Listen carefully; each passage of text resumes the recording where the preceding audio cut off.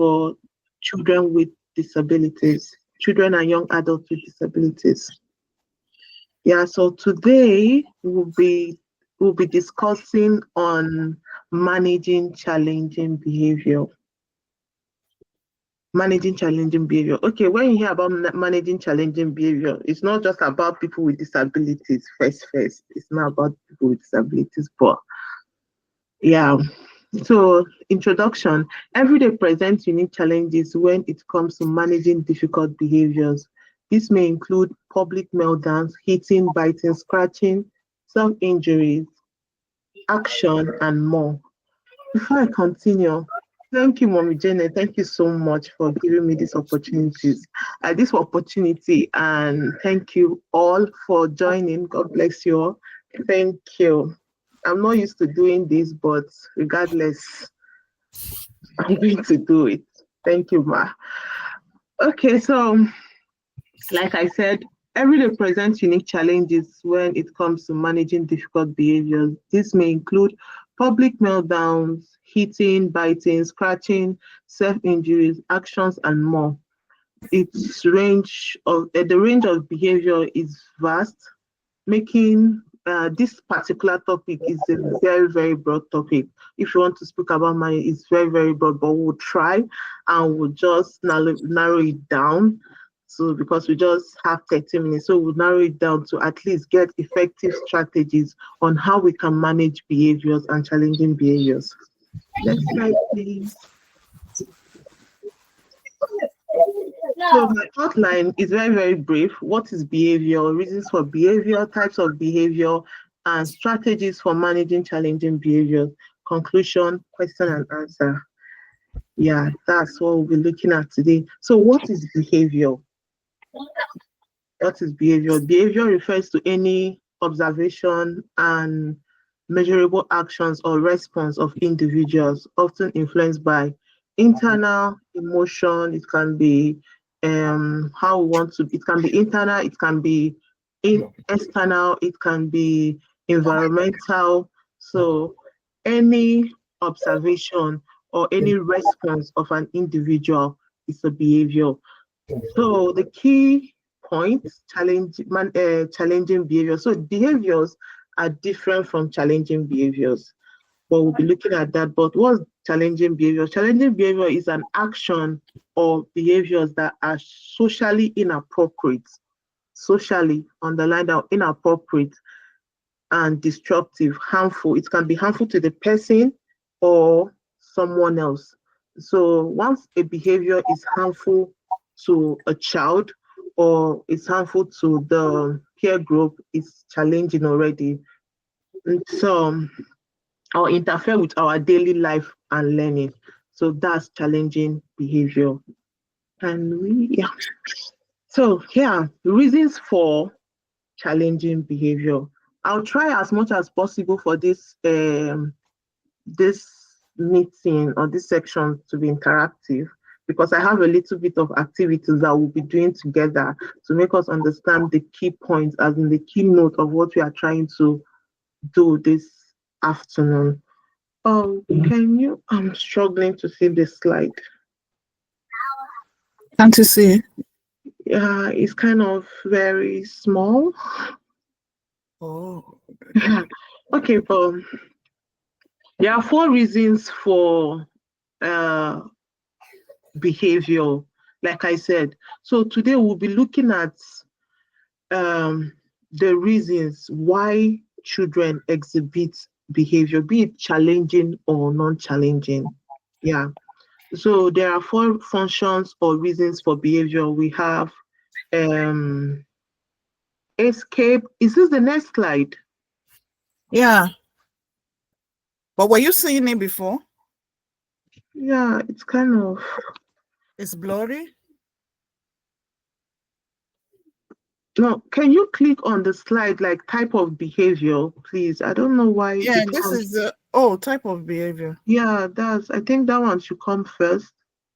No, the other one, reasons for behavior is coming before type No, of please let's behavior. do type of behavior. So, okay, before we look at the reasons of behavior, I want us to look at the types of behavior. I use the yellow and the red. So the yellow, it's like the behavior that are not challenging, while the red classify the behavior that are challenging, just for differentiation. So the yellow behavior are the behavior that our children just exhibit. They just do.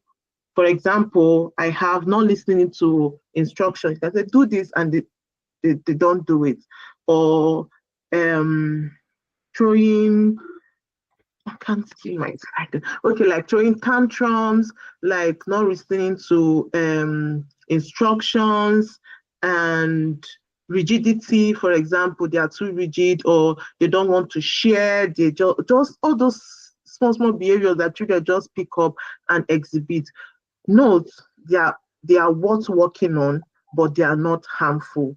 They are not harmful because they are not. It's not harmful to the child, and it's not even harmful to someone else. But challenging behaviors, like for example, like when the child is aggressive, when the child is aggressive, that's hitting. There are some children, once they just, when you tell them no, they lift themselves up and hit themselves. The next thing, they're already on the floor, or biting, scratching.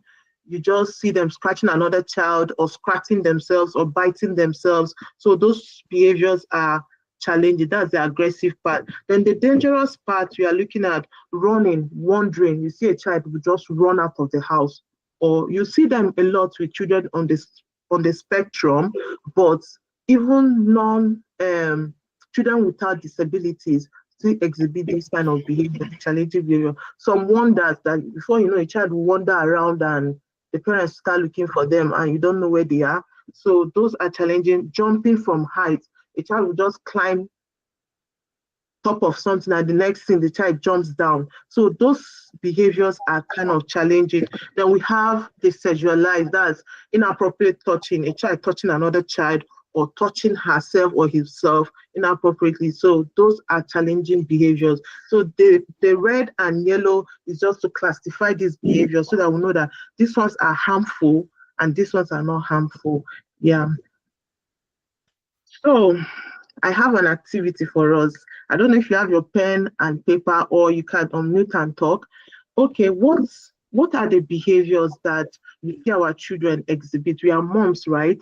And we see these behaviors. What are the behaviors that we see our children exhibit that they might not be challenging, but regardless, they can be challenging or non-challenging. So we've mentioned the behaviors that are challenging and the behaviors that are not challenging. So what are the behaviors we see our children exhibit that it really bothers you and you want to work on? Me, I'll go first. I was actually talking to a friend this morning, and I told her that I noticed something with my daughter lately. If she finish eating, she's on her chair. The next thing, she flings the plate. She will fling the plate, she will fling the cup, and she just flings everything from the table. I was like, why are you fling? What's wrong with you? Why are you flinging your plate on the floor? Me, it bothers me because I was like, you should just wait and I'll clear the table. So that's the behavior. That's the behavior. I don't know where she learned it from, but she does it regardless. So what are the common behaviors that you see? You can put it down. We don't even have much time to like everybody, but you can write down because I want us to go through the behavior, like the behavior. Let's just walk through the behavior in this section and see how we can tackle it. So, and another behavior that Joanne puts is that whenever she sees me with my phone, she wants to collect it. She wants to collect it. And if I say no, she starts crying. I was like, why you? It's my phone. I'm not giving you my phone. So anytime she sees someone with phone, she wants to take it, she wants to pick up the phone from the person. And it's totally unacceptable. Yeah. So it's a behavior. So I'll just take us, can we go to the reasons for the behavior now? Yeah, reasons for behavior. Thank you. So reasons for behavior, before you will categorize, like before you conclude of reasons of any reason for any behavior at all, you have to rule out that this child is exhibiting this behavior not because of will I say not because of physiological reason, not because of internal reason or medical reason. Because some children might be sick and they exhibit behavior. Some children might be sick and they start putting on tantrums, putting on behavior. Some might be feeling pains, discomfort. And so before you think of reasons of behavior, just rule out that it's not a physiological reason, it's not a medical reason, and it's not internal reason. Once you're sure that these are not the reasons for the behavior, then you now look at these reasons. One, escape. Two, attention. Three, tangible. And four, sensory. Let's start from escape, right? Escape is avoidance of task. The child put up behavior because they don't want to do the thing. And the best way to avoid the task is to put up behavior. Do no, they'll start crying, they'll start throwing themselves on the floor. You see it more often with children on the spectrum, but you see that when they don't want to do this particular thing, they put up behavior and they don't do it. So because they have routines, and when they don't want to put on with those routines, they just exhibit behavior. So, but even neurotypical children to put up behaviors when they don't want to, when they want to escape from a task. So naturally, children put up behavior when they want to escape from tax, avoidance of tax, that's escape.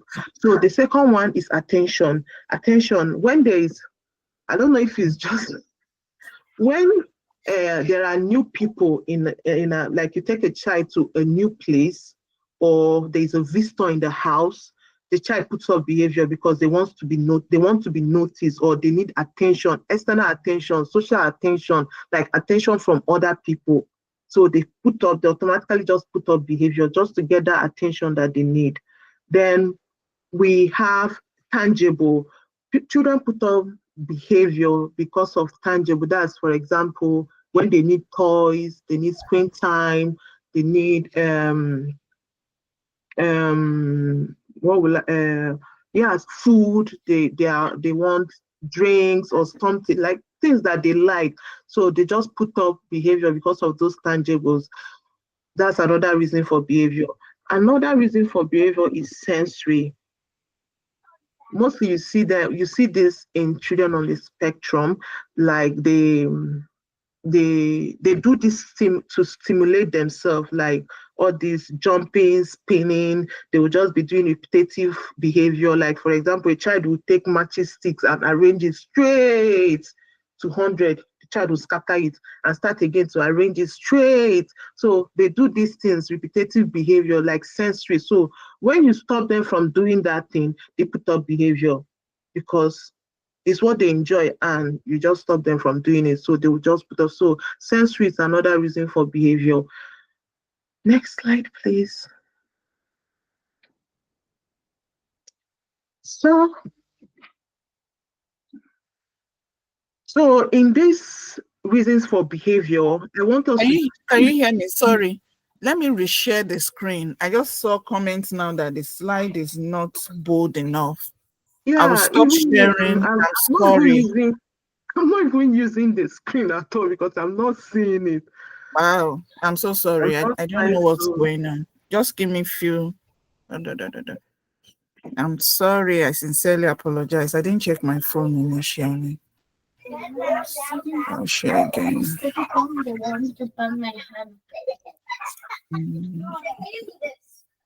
Can we see it now? Yeah, thank you. It's better. Oh, I'm so sorry. So, okay, so like I said, in these reasons of behavior, let's just categorize it into two. The child is trying to get something or get away with something, because when you look at the sensory, the tangible, the attention, all of them is to get something. The child wants to get something from you. Or then the next one is escape, that's get away from something. So I just categorize it two reasons for behavior: get something or get away from something. So that's it. So we'll be looking at now the strategies of behavior management. The strategies of behavior management, that's where, like, to put the behavior, this is the the major thing we are looking at today. So strategies of behavior management, we have the proactive strategy and the reactive strategy. Then under proactive strategy, we have the teaching strategy and the preventive strategy. So I'm going to start with the proactive strategy. But before I go there, every behavior a child puts on is a means of communication. The child is trying to communicate something. That's one thing. Every behavior, be it children, be it neurotypical children or neurodivergent children, every behavior they put on, the child is trying to communicate something. So, having said that, the proactive strategies are the measures you put in place before the behavior, like before the behavior starts. Or, like, for example, you notice this behavior and you said, okay, what will I do to even prevent this behavior from occurring? That's the proactive strategy. And the reactive strategy is what you do after the behavior has already occurred. The measures you put in place after the behavior has already occurred. So please note that in behavior management, you invest 90% to proactive strategy, then 10% to reactive strategy. Once we go down, we'll break it down. We'll see reasons why we need to put 90% to proactive strategy and 10% to reactive strategy. Every child has behavior. Every child has behavior. Be it the smallest, every child has behavior. But this is like the, will I say, the research-based method of managing behaviors. Yeah. So we are going to be under this proactive strategy. I said we have teaching strategies and preventive strategy. So let's pick the teaching strategies. What are teaching strategies? You ask before we implement teaching strategies, ask yourself, what skills do you need to put in place? Like, what skills do I need to teach this child to avoid this behavior? That's the teaching strategy. What kind of skills do I need to make sure that this child have to avoid this behavior? And when we start looking at the skills, we'll point out communication skills, because most children with disabilities hardly communicate. And some of the children that they are not even on the spectrum, once they are 1 to 2, they don't communicate properly. Yes, they cannot really talk. So, but they have needs. They have what they want. How do you now teach them to be able to communicate these things they want so that they don't put up this behavior? Because if we don't manage those behavior and it's like continuous, it will also turn out to, like, even when they even start talking, they will not still avoid those behavior. They will still continue it because it's over time, like it has built up over time. So what are the the skills you need to teach this child to be able to communicate what he or she wants? But what we do with children with disabilities, we teach them the appropriate skills. Those that are verbal, apparently they can talk. But those that are not verbal, there are different means of communication. You can use PEGs. You can use, that's picture exchange communication system. That's PEGs. You can use sign language. Yes, gestures, body language, and stuff like that to communicate. If I work with people with learning disability right now, I support people with learning disability. Most of them are non-verbal. They don't talk, but we still communicate with them because they have the way of they have technology. Some use technology, while some, they just body language, you know what they want. Because even the pegs, they cannot still work with the peg, like they can't recognize the pictures and stuff like that. So most time you communicate with them with body language. So what appropriate skills do you need to teach your child to be able to communicate so that they don't exhibit that behavior? That's a proactive strategy. Then second is teach them tolerance. Waiting, are they able to wait for their turn? Like my daughter, I made mention of how she will just finish eating, she'll start flinging things. She doesn't know that you are busy, or she just needs to wait for 5 minutes or 10 minutes for you to come and clean her up. Her own is you need to do it that time that she wants it to be done. So you have to teach them that ability. They teach tolerance, ability to wait for their turn, to wait, like all these coping skills. So one of the teaching strategy is communication. The second one is teach tolerance, and we have replacing the behavior. Like, for example, you just give me a minute. Let me put my thoughts together. Yeah. So replacing the behavior with another behavior, like replacing the behavior with another behavior. I'll explain that in a minute. Yeah.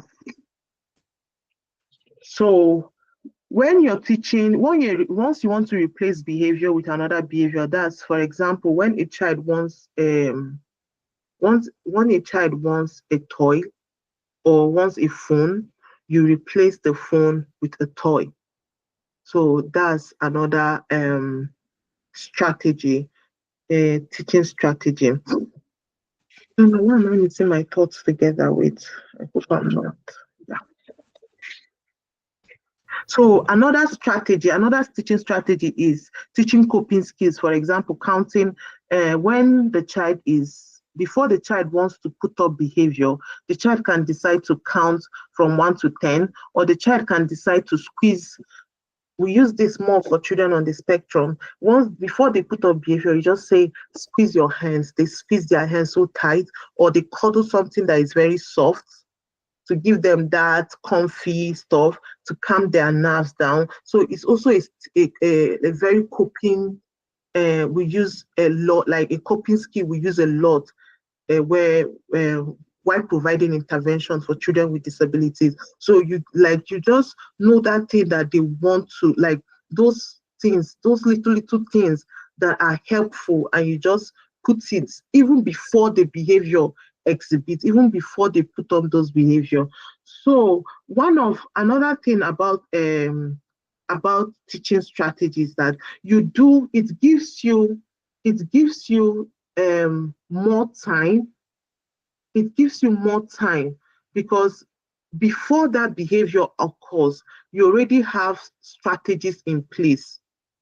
Once they want to start exhibiting, you already have strategy in place that says, okay, I want to, for example, Joanne now, the strategy I put in place is that I teach her how to say finish. She can talk. She calls mommy. She calls daddy. She's 1 year, 7 months, but she say food. She say mommy. She say daddy. So if you can make all those sentences, you can actually say, you can also say finish. So I told her, instead of flinging this plate, say finish. Say finish, I'll just come and take the plate. So I started singing finish, finish, finish, finish. So once you finish eating, she'll say finish. And it's funny enough how she learns it, but we think that they don't learn, but they do. Once you keep doing this thing, they do. So once she finish eating now, she says finish. When I'm not there, the grandma told me that once finished eating and she said finish, and she came to pack the plate. So they learn. So it makes it easy for me to not clean the space when she's done. So the second activity I want us to do is that the behavior, I've mentioned mine, the behavior that you listed, like, do you think that you will work with the teaching strategy? Like, what teaching strategy do you think that you can implement to curb that behavior? Is it communication? Do you need to teach the child how to communicate, or do you need to teach the child how to tolerate, or do you need to teach the child, like, do you need to replace the behavior with something else, or do you need to teach them coping skills? So what teaching strategy do you want to implement in that to help curb that behavior from happening? Remember, the 90% work should be done in the proactive strategy, not the reactive strategy. So the preventive strategy now is things that trigger those behavior. What are the things that trigger those behavior? So we have to prevent it. For example, now most children on the spectrum don't like, for example, autistic children with autism don't like going to. Most of them don't like noisy places. They don't like they are very, it makes them agitated and stuff like that. So if I know a child, or I have a child under my care that has that don't like noise, so what will I do to prevent the child from throwing tantrums or exhibiting behavior when we go out? I'll get him a headset, I'll cover his ears, or better still, I'll not even take him to that kind of place. Or if I want to take him, then he should wear a headset to regulate the noise for him, so that he doesn't put up behavior. That's putting preventive measures. So there are two key things that we look at when preventing behavior. They are simplifying expectations, like, and giving predictability. Yes, when you simplify expectation is by planning ahead. You're planning ahead when you have events to go to, when you have when you already you know that your child put up this behavior. What are the preventive measures you put in place to stop the behavior from even occurring? Like I said, if they don't like going to the mall, or they don't like this certain music, do you intentionally put those music just for them to, definitely they'll put up the behavior because they cannot even communicate what they want. So for them not to tell you that no, I don't like this song, they have to put up behavior so that you turn it off. Do you get? So if you know those things that they don't really want, do you make adjustments to like fit into, like, to be able to adjust the things they want and they don't want, like to balance it? So you prevent those triggers, those things that trigger those behavior. That's preventive measure. I used example of children on the spectrum, and that's the perfect example I can use. When they want to go out, some of them don't like noise, some of them don't like too much light. Once there's light, they just start putting on behavior. So the light has to be dimmed or turned off, or better still dimmed. So once you know the things that trigger those behavior, you just prevent it from happening. Children that don't like heights, me, I don't like water. I cannot enter inside swimming pool. So just imagine that I cannot communicate what I want. Then you take me inside swimming pool, I'll just start rolling on the floor, because that's the best way I can communicate it to you that I don't want to get into this water. But now I'm an adult and I can talk. I don't go to swimming pools. I don't swim. I don't enter water. There's nothing. It's traumatizing because I watch people drown inside water. So I have phobia for water. I can't go inside water. So that's just it. If you know those things that these children that triggers their behavior, is just to avoid it. Like, yeah, avoid it. That's or you will replace it with something else to make it easy. If really you want them to do that, you can get a similar activities that is like that, but it doesn't have to be that particular thing that triggers their behavior. So the second one is give predictability, like give them heads up. Just imagine we adults, we plan our day. You write to do list. I want to do this. I want to do that, so that your day makes it. You have a stress-free schedules. Then just imagine you're just a child. We don't really think about these children. I feel, yes, maybe because I'm a teacher. We don't carry them along based on the activities we want them to do. It's ideal to tell a child that, okay, today you're supposed to do this, you're supposed to do that. If there's any mom here that with a child with disability, the person will understand perfectly well, because you have to write down their schedules. It's not just every child needs a breakdown of schedules, a heads up. Okay, today you're supposed to do this, tomorrow you're supposed to do that, next tomorrow you're supposed to do this, or these are your schedules for today. You have classes, you from your classes, it gives them sense of belonging, and they take charge of what they want to do. So it's just ideal we carry them along. You give them heads up, or when they, okay, for example, now you are using your phone, or we are married, all of us are married, or better still, all of us are parents. Let me just say, I won't say all of us are married, sorry for that. All of us are parents. You are watching movie and your child comes from the back and come and turn off the television. Mommy, screen time. She'll not even tell you screen time. She'll just turn the television and run. What will you will exhibit behavior? Or me, I'm watching TV, my husband will just come and turn it off. I'll say, what is wrong with you? Why are you offering my show? So just imagine a child is watching screen time. You just turn it off. No, at least give them heads up. Screen time is over. Or I do it a lot. I don't know why. Maybe because that's what we do in the classroom. Screen time is over after the count of 5. After the count of 10, my daughter will even start counting. 1, 2, 3, 4, 5, 6, 7, 8. Screen time is over. We turn it off and everybody's happy. But her grandma turns her television off. She starts crying. She will start screaming. So what do you expect? She's used to me counting down for her, but you come and turn it. She will show behavior. So let's just give them like this sense of belonging and stuff like that, and just carry them along. If you want to turn it off, you tell them that you want to turn off the television, and give them time to process it that you want to turn the television on. Or if you want to take off, not just television, anything that they are doing, you want them to change of routine or change of tasks, you just carry them along and tell them that um this thank you, and tell them that this is what they need to do next. So that's it. Just give them heads up.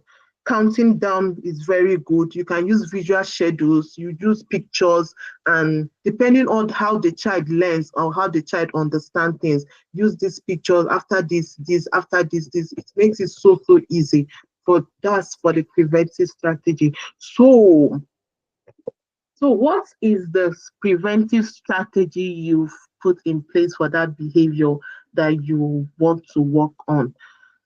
Mine, I've said, I told you mine. Mine was for my phone.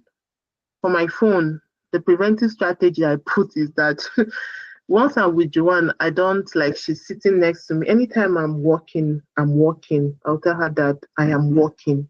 I have my workspace. Anytime I'm with her for playtime, I don't press my phone. I try to avoid pressing my phone so that she doesn't feel that, like, so that we have that our time. We know that this is time to play, or this is time to study, or this is time. But once I'm not playing, like once I am working, I am working. If she come close, mommy is working, you can't have this phone. I don't even give her my phone anyways. So that's that. So we are going to be looking at the next one. We'll be looking at the reactive strategy. I mentioned earlier that we put less effort in reactive strategy, more effort in preventive strategy, because reactive strategy they did have been done. Yes, the problem has happened and the behavior has been exhibited. So it's hard work for reactive strategy, but we'll still have to look at the strategies we can put in place to curb behavior after they have already happened. Yeah, so at times while implementing this strategy, the behavior, you discover that the behavior is worst because the child will go up to their maximum limits, and before they'll start coming down. If you relate, there's a way a child will cry, on their own. They will cry for 1 hour. They'll cry for 1 hour by themselves. They'll still keep quiet because they have reached that highest. They cannot go. They will just slip off. They cannot go further than that. If that's the right English. They cannot go further than that. Yeah. So the reactive strategy I want us to be looking at. Can we? Yeah, I think Mommy Janet, thank you. So the reactive strategy I want us to be looking at is just 3. Extinction. Extinction means ignore. Ignore. It's hard. Yes, it's really hard, but it works. It's very hard, but it works. If you have the mind. Most parents don't have the mind to do it, but if you have the mind, it's hard, but it works. Once a child put on behavior and you ignore them, they get to that point and they get exhausted and they stop. they stop it. For example, now a child is holding, let me just use tab, and you collect the tab, and the child start putting up the child starts crying, screaming, and you just pretend as if you are not seeing the child, and you ignore them. No body language, no eye contact, no, just ignore and just focus on what you are doing. The child will cry, the child will still come back and calm down by themselves. So once you ignore the behavior over time, you discover that they stop it, because that attention, remember the reasons for behavior is attention. That thing they are looking for, they are not getting it. So they get tired of it and they automatically stop the behavior, because anytime they show, you don't even respond. They don't get the attention from you. They don't get the reaction they want, so they don't get it. But once a child does something and you show reaction, they keep doing it because they know that that attention they are looking for, they are getting it. You are reinforcing it. You can reinforce behavior. It can be negatively or positively. You reinforce behavior. So that's a positive reinforcement. When a child does something that you're supposed to implement negative reinforcement, you now reinforce the child positively. The child gets to, oh, yes, I can get this reinforcement. Then I have to do it again. I have to do it again. I have to do it again. And they still getting the cuddling, and they continue the behavior. So putting the behavior into instinction is by ignoring the behavior automatically, like ignore it. Ignore it. Once they do something, you ignore and they don't do it again. It works. Yeah. Then the second one is redirect the behavior or replace the behavior. Redirecting is, for example, when Joanne wants this toy, this particular toy, for example, and I don't want her to play with this toy because maybe probably it's harmful or something. Or when she wants something, let me just say she wants something, a tab or something, and I want her to play with a toy. The way I can redirect the behavior is to take another toy and just start playing with it without her, like she's seated here and I'll come this way and start playing with that toy. There's this tap toy she likes. You just press it. It has a words, it has music and stuff like that. Let me just use it as an example. I'll just use that and start playing on my own. She would leave. She will the cry she was crying before, she will stop it and come and meet me to collect that particular toy that I'm holding. I don't know if anybody, I know that mothers, we can all relate to that. When a child is crying for something and you pretend that you are not seeing them and you start doing something else that you know they like, they will leave that cry and come and meet you to do that particular thing you are doing with you. So that's another way to change behavior, like to replace it with something else. Just know that thing they like and replace the behavior with that another thing. With you will not show them that you are interested, though you still ignore and turn and be doing your thing as if you're playing on your own. They will come and meet you to play with you or to take it from you because it's their own. Give me, it's mine. So you just give them. Automatically, you've taken away what you don't want them to use and giving them what you want them to use. It's a win-win. Yeah. So another reactive strategy is follow through. Okay, most of us get it all. Like most of us, we don't follow through at all. Okay, oh, do this, then you walk away. Make sure you clean up after eating, then you walk away. The child don't do it. And you come back. I asked you to do this, I asked you to do that, and you're not doing it. Do you follow through? How do you follow through on that task to ensure that the child does that thing that you want him or her to do? So in where we provide intervention, what we do when we want to like how we follow through with behavior is that, for example, if we ask them to clean up their play, like to clean up their toys, you have to ensure that you clean up those toys with them, like, or prompt them do it. And I do it with my girl too. Once we finish, she litters everywhere with toys. I'll tell her, okay, it's time to clean up. We pick it. As I'm picking it, she's picking it with me because she's even happy doing it. So you follow her through to do it. I follow her through to do it. So we need to follow them through to do those things. Those things, we need to follow them through to do them. Yeah. And another example I want to give, I noticed that when I start putting her, I decided to put her on the floor, like on the small chair to eat. When she finished eating, she packs up the plate and she's not up to the sink, but she I don't know how she did it, but I saw the plate on the sink. I was like, how do you get to put those plates in the sink? So those things we think that they don't do, they don't see, they see them and they learn. So you have to model those behaviors. Very important. Any behavior you want a child to exhibit, we also have to model those behavior for them so that they can see them and they will do them. When you don't even know, you just be surprised that they are doing those things that you didn't even ask them to do, or you've never taught them how to do it, but they are doing it regardless because they saw you do it. They've seen you do it. Yeah. So that is that about reactive strategy. I don't know if I meet up with time. I'm very good with managing time, but I don't know if I tried my best to manage the time. Okay, so any questions?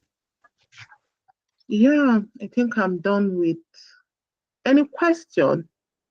Any question? So let's talk. Let's talk, mommies. Let's talk. Let's talk. I have a question.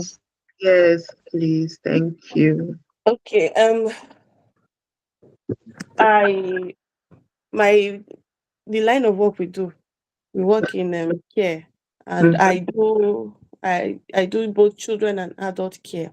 And when you go to work, it's quite easy to manage the children, but when you come home, you find it very tiring because how do you deal with a child? My daughter, she'll be 6 on 28th of February. How do you deal with her behavior of copying other people's behavior? Let me explain what I mean. When she goes to school, she comes back almost every day with a new behavior. She she wasn't into throwing tantrums. She listens when you talk and all, but now she screams at you when you talk to her. She screams, "No, mommy, I'm not doing that!" And she walks out. And I'm saying, and I'll tell her, "Come back here." She comes back. I say, "Well, why are you screaming?" She said, "I'm not screaming, mommy." And you say, "Okay, go and do what I asked you to do." "No, mommy, I'm not doing that." And when you tend to, okay, after that, now she will go and sit down, and the younger brother will come out. Say, okay, the younger brother wants biscuit. I'll give the younger brother biscuit, and he's used to saying, "I love you, mommy," and I'll say, "I love you too." She will start crying, and she'll say things like, "Nobody likes me, nobody wants me, I'm not beautiful." I'll try to calm her. I'll call her down, I'll sit her down, I'll talk to her, I'll use scriptures because I'm teaching her memory verses. I'll use scriptures. Jesus children don't do this. Jesus children don't say this. You are not supposed to say this. You are beautiful the way you are. See, look at you. Turn around. I'll try to build her self-confidence, but she copies what other people are saying in school, and I'm very sure of it that she copies because, and my son now starts copying her. So how do you deal with that kind of, because I've deployed everything I know and everything I've learned on taking care of children. Now I've just left it for prayers. So how do I deal with copying other people's behavior? I don't think the problem is copying other people's behavior. Please, is there any mom that will comment on this before I talk? Mommy Janet, do you want to say something? You're bringing me on spots. We have come to listen. All Yes. right. It's a very relational question, and thank you for this presentation. I really appreciate your input. Starting with what Mrs. Olumise asked, something happened, was it 2 weeks ago at my daughter's school, and the program director had to maybe reported to my husband and was like, oh, you have to speak with Janaya. I had two brothers when they were here. They were so cultured, no issue, no, they don't join the crowd. They were so disciplined. I don't know why Janaya is now going with the classmates. You know, when they ask them to keep quiet, that is when they stand on the table and start making noise. So she too joined them and started doing that. So she was so amazed that why? What happened, Janet? What's the problem? So when she got home, I had the dad addressing that and was telling her, why did you do that? What's going on? Blah, blah, blah. When I had time with her, I was like, are you a good girl? My Janaya is a good girl, right? She said, yes. Why did you do that? Do you know you must be a good example? When your classmates are making noise, you do what? I keep quiet. Yes, you keep quiet. When your teacher asks you to stand up, you do what? You stand up. When your teacher asks you to pack your plates, you do what? I pack my plate. Then collect food you can finish. I always teach them that, because one notion here in America, after eating, you can easily trash the remaining food if you cannot finish it. But I tell them, and I make sure I went to the school, I told them in the school too, please give her portion she can finish. I don't want her to trash her food. I don't want it. So that when she gets home, it's going to be uniform. It won't be like, oh, I can trash food at school, but it's mommy that does not allow me to trash my food. When you collect that food at home, you must finish it. So when I'm portioning the food, mommy, I want little. All right, no problem. I will put the little, then you come back for more. No trashing. So with that, that has really helped. So when I called her attention to that, she was like, oh, I'm sorry, mommy, and I will not do that again. So with that, that will help the child. Also, towards the That's end the of strategy. You've put strategy in place already. yes, as your presentation, I can't remember which of the strategies you mentioned, you know, they copy what we are doing as well. We as parents, Okay. Mm-hmm. so many of us here, we are in developed countries. It could be so stressful at times. So we have to be conscious of our temper, the way we address issues, even talking to people on phone with anger. These children are seeing it. We may be thinking, where are these people? Where are these children picking all this? Why does she start raising her voice? It may be from us. We may not know that they are picking it from us, directly or indirectly. So mothers, I'm encouraging us, let's pay attention to how we control our temperament. Is very important, especially when we are with these children. It is very, very important. Now that they are still young, it's easy for us to correct a lot of behaviors. Once they get to teenage, at times, it takes God's grace. And when they get to accountability age, and that is why the society now, we will see so many children that are so rude, the way they even address people, the way they do things, because there were no people out there, or the mother or the father was not there. I was in a meeting before I joined this, and when we were discussing, the mother was like, oh, I won't be able to do so many jobs because my children are important to me. And I was like, that's very true. That is very true. If mothers are not available, who will correct them? So please, let's be encouraged. Don't let us feel bad. We are doing a good job. But over and over, let's talk about it. When she shouts, jump. When she calms down, sit her down. Girl, do you know you're beautiful? Do you know mommy loves you so much? You're mommy's girl, right? Yes. But do you know you don't look beautiful when you are upset with mommy? Why do you want to be upset with mommy? It's a strategy. Why do you... Yes, ma'am, you want to say something? Yeah, I want to say something. I want to come in there. Okay. Thank you, Ma. Okay, the thing is about behavior. The calming down, that communication is already a reinforcement. And I will explain. When she put up when you asked her to wash plates and she put up behavior, ensure that she washes that plate with, you can use a reinforcement, but it's after she has done washing the plates. Then after she's done washing the plates, then you will still, so, because if you put, for example, now, you will wash, what's her name? Alicia, yeah. You are going to wash this, I want you to wash this plate. For example, I don't know if she does the dishes, but I want you to wash this plate. Then she said, Mommy, I'm not doing it. You say, no, you're going to do it. And when you're done, I have something for you. I'm going to give you, do you know what she likes? Whatever. See, any behavior that a child corrects, please, let's reinforce them. Let's give them, I don't know, what's that word? I want to get the word, oh God, please give me a minute. Let me use the right and appropriate word for it.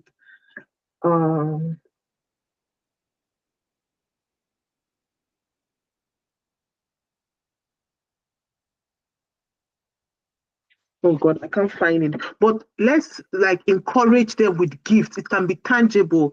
If at all, if Alicia likes, you can tell her after washing the plate, you will have screen time for 10 minutes or 15 minutes, or you play with this particular toy. I'm going to gift you. I'm going to make a dress for you, or I'm going to do this.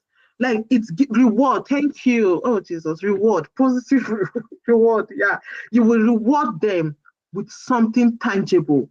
So it gives her that excitement to do that choice. So by rewarding her, you've even prevented the tantrums that she's going to throw. Or you also prevented the time for her to say she's not enough or she's not pretty, or so you've prevented it. So you can also use the communication method, but those things can come before. But anytime you ask her to do a task, ensure she does the task. But if you allow her to get away with it and come back and tell her you are this, you are that, you are just reinforcing the behavior, because she keeps doing it and she knows that you will still come back and tell her those sweet words or those things. Like, I know we are trying to embed these things in them, but let her ensure she does the task and reward her for doing it and still speak those words to her. I don't know if I answered the question. Thank you.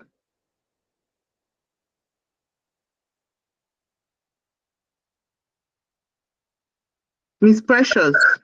Yeah. I don't know if I answered your question. Yes, you did. Yeah. So use reward. Try reward. Try using reward system and see if it work.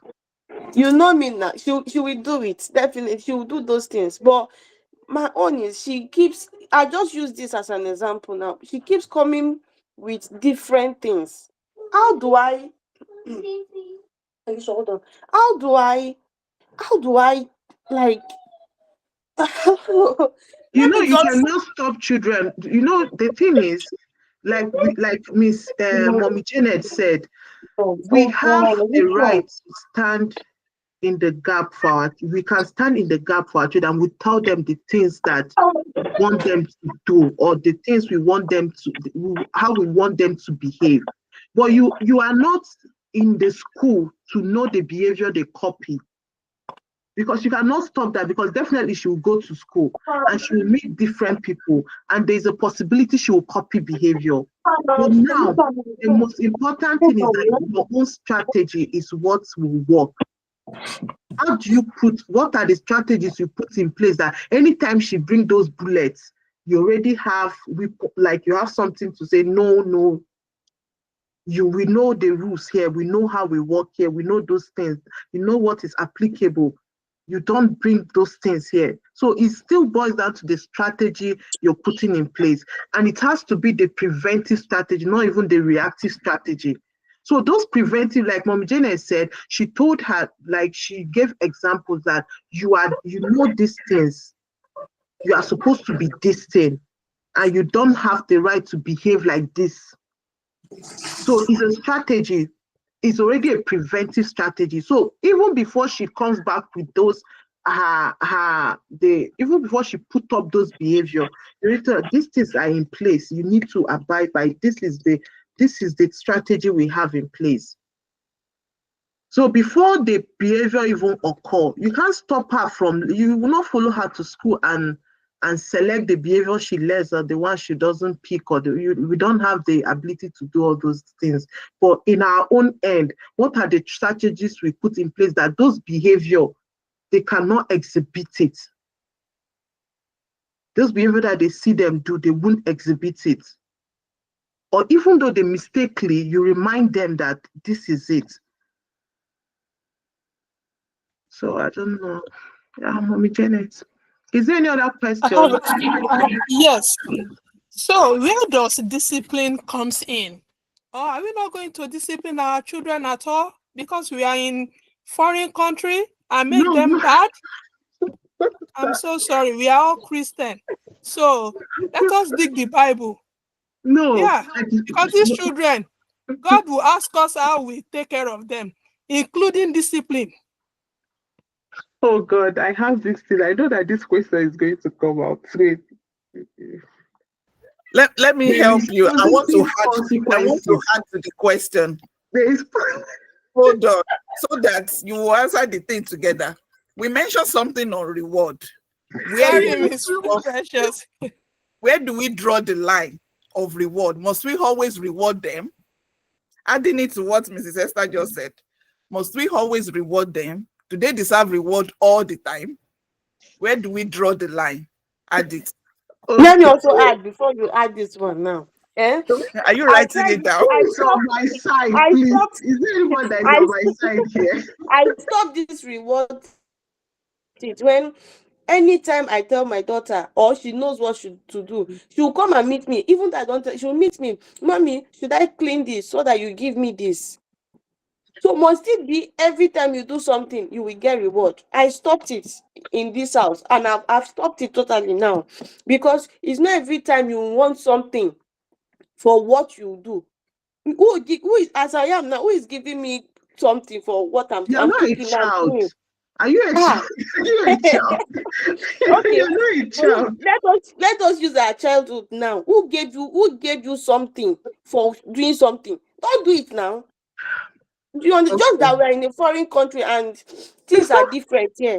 The thing It's is, precious. it's not just... I asked that question too, that who is rewarding me? If you want me to be rewarding you all the time, who's going to reward me? You are adults. Your husband rewards you. Your husband does not reward you. You should not be doing all these things, so we know. Okay. Your husbands reward you. And you reward yourself. Why do you tell yourself that? Why do you achieve a goal and you said, oh, let me buy myself this thing. I did well. Why do you praise yourself when you do? Reward is not necessarily tangible. It can be words. You did well. Well done. You did well in this task. Well done. That's reward. It doesn't have to be gifts. That's that. Okay. Reward doesn't have to be gifts. It's just that same word that Mommy Janet is using is a form of reward. Like you encourage them to do. The more you encourage a child, the more the child do better. When a child passes their grades in school, you tell them now you did a very good job. You did so well. Kiss your brain, all those things, it motivates them. It's a motivation. It makes it, when you tell me well done, I want to do more. So it's just it. That's the reward I'm talking about. It doesn't have to be tangible. It can be verbal. Okay, when you talk about, let's leave that aside for the reward. It's good to reward. Reward doesn't go wrong in behavior management. Take me anywhere. Reward doesn't go wrong in behavior management. Yes. So about the punishment, consequences, that's it. All the punishment. You are calling it big words. It's not punishment, though. It's discipline. Discipline. That's why I say you could call punishment is discipline. That like someone said punishment. I said they can't like yeah, I even said a consequences for behavior, a discipline for behavior. So don't call it punishment. It's not punishment. They are not punishing them. They are not, they don't deserve punishment. The people that they punish is people in the prison. So so we are disciplined. Okay, about discipline, we don't say don't discipline a child. No. There are appropriate discipline for children. And you can discipline them with like that's what I said, negative reinforcement. You can choose to. It's not when you flog a child. I know the Bible say that, but these things are not just applicable in this part of the country. Behavior management that when I was taught was when I was even in Nigeria, when I was teaching a school with children with disabilities in Nigeria. You can't flog a child that had disability because the child, why are you flogging the child? The child doesn't even know. So you can't discipline them like that. So you use this behavior to discipline. You use the appropriate strategy to discipline them. That's taking away what they want. It's a discipline. When a child is supposed to, you know what your child loves, you know what they like. You can take it away from them. It's a discipline and they don't have it. You tell them that you don't do this, you don't get to get Christmas clothes. It's a discipline and you mean it. Your siblings will go and have snacks and I'm not buying you snacks until you do this. It's a discipline. They are going for a TV night, but you're not going with them. You will stay at home. The child here will correct because they want to, if it's what they want, if it's what they like, they will want to do this so that they will get that. So it's vice versa. So it doesn't have to be when you flog a child that you discipline the child. I spank the one once in a while doesn't mean that, but there's Janet is giving me mass both here. So I don't know if I answered that question. Discipline is it doesn't have to be a cane kind of discipline. You can use reinforcement as discipline too. Taking out what the child likes until the child exhibits the behavior you want them to exhibit. All of us here, we know our children and we know they like, there is one thing they like. Some like video games, some like reading, some like, there are a lot of things they like. Just take that away. That's negative reinforcement. You are telling them to do this. If you don't do this, you don't get this. Unless you do this, you get this. Behavior management cannot go wrong. Go. Let's leave this. It cannot go wrong. Okay, Janet said, what is the difference between... Yes, ma. So this one you just said now, for me, I see it like being mean. That is the way I look at it. If you are denying your child something that they really love, I know it's for temporary, but for that period, I don't really feel good doing that because it will trigger another behavior. So what I do as a parent, instead of flogging or beating, I'll give that person, my boy or my girl, a time out. I can, instead of me taking care to beat them, I can tell them to kneel down, raise their hand up for the matter. Because now in my household, they know that, okay, once we do something, we are going to kunle and kawawas, okay. They know that already. So they will not dare to do it.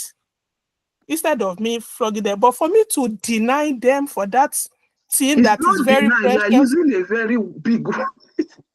No, that is the way I feel. Like one is mean to them. That is the way I feel. The thing with behavior management is, if you even, there's this ABA, like ABA, yes, ABA. It's like a strategy for behavior management. Yeah, I did research on that too. So the thing is, positive and negative reinforcement. They will tell you that some mothers will not even be able to do these things. You have to like get someone, because already you will not see your child crying and you say no. And they will also say if they are sick or it's going to affect them or something, you should not do it. But most people employ people to carry out behavior. But we are mothers, we need to be able to work on our children's behavior. That's why they even do this training for both teachers, parents, everybody can actually do behavioral management training. So the thing is not denial. I'm telling them, my father knelt me down, he flogged the hell out of him, but it still doesn't stop me from doing what I want to do. At some point, my sister used to say when we were growing up, what will happen? What's the worst that can happen? It's flog now. He will flog us. So there are things that the children at some point they get used to, like that particular punishment. They know they've already they've accustomed, I don't know if it's the right word, with the pain, and they get used to it. And anytime they say, what's the worst? Is you ask me to kneel down and raise up my hand. But their likes per time, it's not even everything. It's not everything a child wants now, presently, that you give to the child that time that the child wants it. So it's just you try. It's not like they don't get that thing, but you use that thing as a reinforcement to reinforce a positive behavior.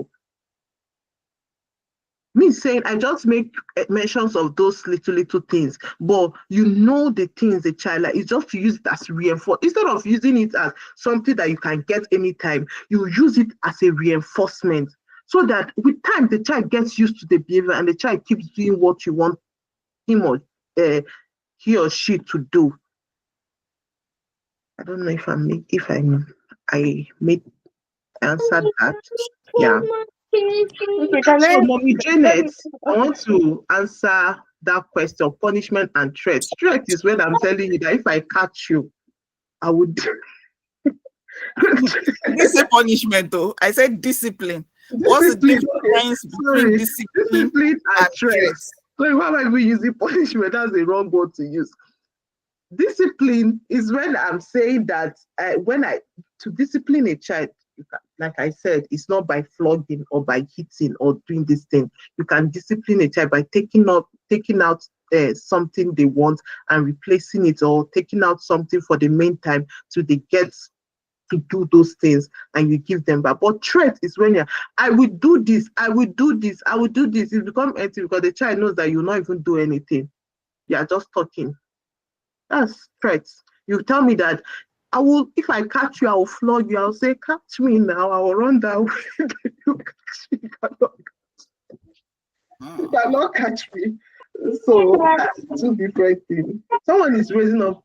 Mrs. Ireti, can you ask your question? I hope you're on my side, please. Don't give me. Don't worry. I will come back to you. I don't want to put too much fire in your pot. Be on my side. This is Ireti. Yeah. Are you there? I think Miss Precious wants to ask a question or something. I just wanted to say something. I was doing a course last year. I think middle of second quarter of last year. Guys. So I was doing that course, and the coach, I can't remember but I'll try to paraphrase how I understood it. The coach said it's not every time like a child does something, you will say, oh, well done, good child. That there should be other response that you can use. That well done, good child. You are making the child too dependent, and the child will be waiting for other people to there's this word I'm looking for now. The child will be waiting for other people to say, oh, you've done well, before the child will feel good about his or herself. So that another thing you can say is, for example, okay, if a child does something, you say, oh, like clean his or her room. You say, how do you feel about your room? How do you feel It's now? Is the also room a clean? reinforcement. Is Yeah. the room clean? You say, yes. How do you feel about yourself? You say clean. How do you feel about your room? Is your toilet? How do you feel using your toilet now? Do you feel comfortable using your toilet now? The child will say yes. You say, you see, that's why you need to clean all the time, so that you'll be comfortable doing this. So by doing that, you've also encouraged the child, and at the same time, you've built the child to do. Confidence. Yes, the confidence. Not that every time the child will now be waiting for someone to say, well done. Okay, I'll do this exam. Before I had that, whenever my daughter does something good or my son, I say, oh, well done, you've done well. So anytime she does something, she will wait for me first. She knows that it's okay, it's what she's done is good. But she'll wait for me first to say, oh, Elisha, you've done this well. Well done. She'll even ask me, mommy, you didn't tell me I've done well. Is it well? Is it okay now? I'll say, yes, Elisha, you've done well. It's okay. So instead of saying all the time, instead of saying, oh, well done, you've done well, ask them question. How they feel about, guys. Ask them question. I just told you stop. Ask them question. How do you feel about what you've done now? How has it made you feel? You feel okay? So from there, the child now builds self-confidence to know that yes, when I've cleaned my room, the room is clean and I'm okay with it. So I just wanted to add that. Thank you. Thank you for that. Verbal reinforcement is very, very, no matter how you want to use it, that's also, thank you for that contribution. Yeah. Is she? Right. I'm not sure she's at her computer. Any other question? Mrs. Adengbero, I didn't hear from you at all today. Mrs. Nadia, any contribution, question? We want contribution, please, no questions. Why are you running away from questions? This is a very nice topic that we always share the way. I'm telling you. Any question before we round up? Okay. Thank you so much for today's presentation. I really appreciate this contribution. And finally, my brethren, the Bible says something, train up your child the way it should go. And when it grows, it will not depart from it. At all. Yes. So it is very, very important, because when we start early, we enjoy it. So let's try as much as possible to be able to read in between the lines as early as possible. We should try as much as possible to implement our strategies at each zone. A child may be on yellow zone for some time, and before you know it, it will aggravate to red. So let's try. It's normal, especially for children that are still in kindergarten, first to second grade, third grade. So we should try as much as possible to always be there for these children. Let's give them listening here too at times. And in your presentation, I heard you saying it's not all the time you want it to be done the way you want it. Rub minds with your children. Oh, mommy, I'm thinking if I try it this way. There are some times that if you ask them to go and wash plates, and they tell you, oh, mommy, I'm not washing plates, mommy, I'm not washing plates. There is a time you need to allow them to calm down. When they calm down, then you know, are you okay now? All right, I need you to wash that plate. I'll be like, okay, mommy, I will go. Like my mom is a retired teacher, and I learned a lot of things from her. She's not the scolding, at least we that are from Africa, we know an average African mother will always be like, oh, I will flog you. Or what. My mom, I don't think my mom ever flogged me, not even for once. But one thing I've learned about her is that she's just too, very calm. She will wake us up early in the morning at times to be like, Oluwadunsin, go and peel yam for me. I want you to pound yam for me early this morning. And I'll be like, mommy, I'm not eating pounded yam this morning. She said, yeah, I'm not asking you to eat pounded yam, but I'm just telling you I want to eat pounded yam. And you won't have a choice than to stand up and just go and peel the yam. And you have to pound it. But the way she will address you, You even see reason why you have to stand up if you don't want to pass your boundary. So we should, our tone of approaching things too matters. So I'm just encouraging us that we should take it easy. And for children that have behavior, the Lord will help us, it will grant us wisdom on how to undo it. It's not a one-size-fits-all thing. The strategy is different per child. Even if you have 3 children that have behavior, the strategies are different for the 3 children. So please and please take it easy. Take it easy on yourself as well. And let's try as much as possible to avoid transferring aggression to these children. Thank you so much for this morning section. I really appreciate our contribution. Thank you, Mrs. Precious. And we'll meet again next week by God's grace. And for those of us that want to read about the mom investments, we encourage us, let's read books. Readers are leaders. So let's try as much as possible to invest in reading. Any other, do we have volunteer meeting?